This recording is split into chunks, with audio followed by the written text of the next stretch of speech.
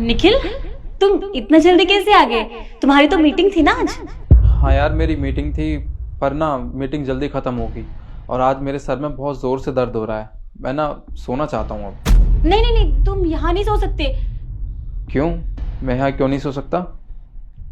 देखो ना, बेड कितना मैसी पड़ा है। अभी मैं ठीक ही कर रही थी। तुम एक काम करो, तुम थोड़ी देर के लिए बाहर बैठो ना सोफे पे, मैं आती हूँ अभी। देखो शिखा, मेरी तबीयत ना मुझे बिल्कुल ठीक नहीं लग रही। मेरे सर में बहुत ज़ोरों से दर्द हो रहा है। मैं ना अब वेट नहीं कर सकता, मुझे सोना है प्लीज़। अच्छा ठीक है, तुम्हारी तबीयत ठीक नहीं है ना, तो मैं तुम्हारे लिए अच्छी सी ना अदरक वाली चाय बनाती हूँ। वो क्या है ना, मेरे भी सर में बहुत दर्द हो रहा है सुबह से, तो हम दोनों बैठ के चाय पीते हैं बाहर, ठीक है? चलो ठीक है, तुम मेरे लिए चाय बना दो, पर हाँ उसके बाद मुझे सोने देना। हाँ हाँ, तुम फिर आराम से सो जाना।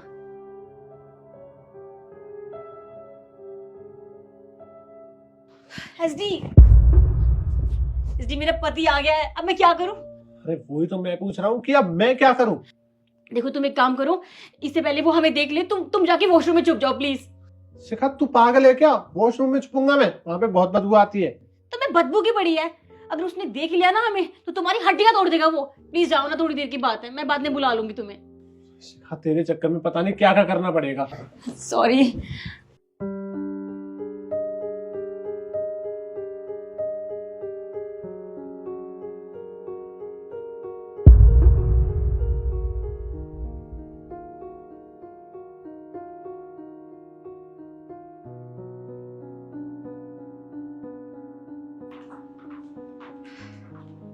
निखिल, ये लो तुम्हारी अदरक वाली चाय, पी लो। शिखा, ये तो सिर्फ 2 ही कप है, हम तो घर में 3 लोग हैं ना। निखिल तुम ये कैसी बातें कर रहे हो? हमारे घर में सिर्फ हम दोनों तो रहते हैं, और तीसरा कहाँ से आ गया? शिखा, कम से कम अब तो मुझसे झूठ मत बोलो। मुझे पता है तुमने घर में किसी आदमी को छुपा रखा है। निखिल तुम पागल तो नहीं हो गए हो?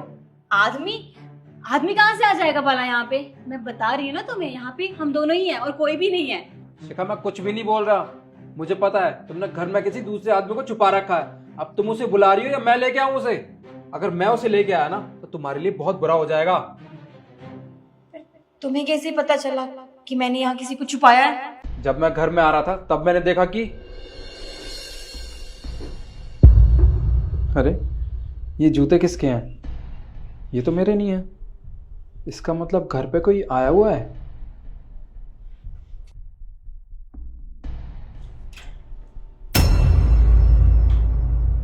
ये मेरे बेडरूम से कैसी आवाज आ रही है? इसका मतलब शिखा ने हमारे बेडरूम में किसी और आदमी को बुलाया हुआ है। शिखा मुझे धोखा दे रही है। कोई बात नहीं, इसे तो आज मैं बताता हूँ। शिखा, बस बहुत हो गया। अब तुम उसे बुलाती हो या मैं खुद उसे लेके आऊं? बुलाती हूँ। एसडी, बाहर आ जाओ।